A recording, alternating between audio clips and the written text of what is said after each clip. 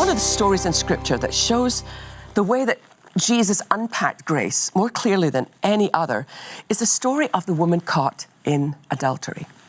It's an interesting story. It's found in John chapter 8. Let me just read a few verses. This is from John 8, verse 2. Early the next morning, Jesus was back again in the temple, and a crowd soon gathered, and he sat down and taught them.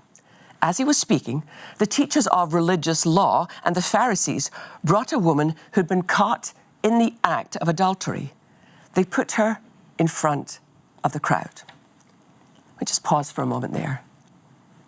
Is there a more graceless act than that? A woman caught in the very act? You know, if you go back to Levitical law, for a woman to be punished for that, there had to be at least 2 witnesses.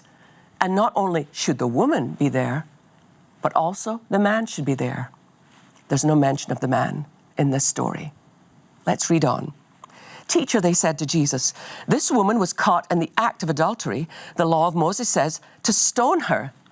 What do you say? Don't you find it interesting when religious people just kind of give you part of the truth? If you're studying the law of Moses, it was clear that was not the whole truth. Yes, the woman could be brought before, but the man had to be there too. The very fact that they brought the woman alone, the law of Moses said the woman should be allowed to go.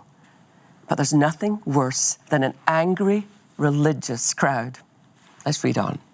They were trying to trap Jesus into saying something they could use against him, but Jesus stooped down and wrote in the dust with his finger. They kept demanding an answer, so he stood up and said, all right, but let the one who has never sinned throw the first stone. He stooped down again and wrote in the dust.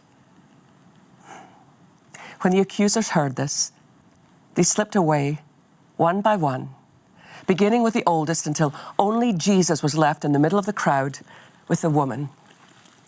You know, I've heard Randy Robison say, he was talking the other day about the only person in that crowd who had the right to cast a stone was Jesus himself.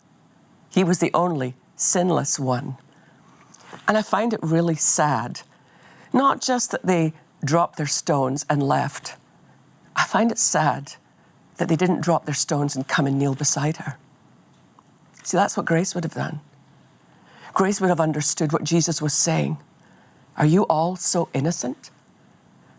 I think it would have been the most amazing thing if one or two of the elders in the crowd, understanding what Christ was saying, had dropped their stones and come and knelt in the dust beside this woman, acknowledging our need is as great as hers.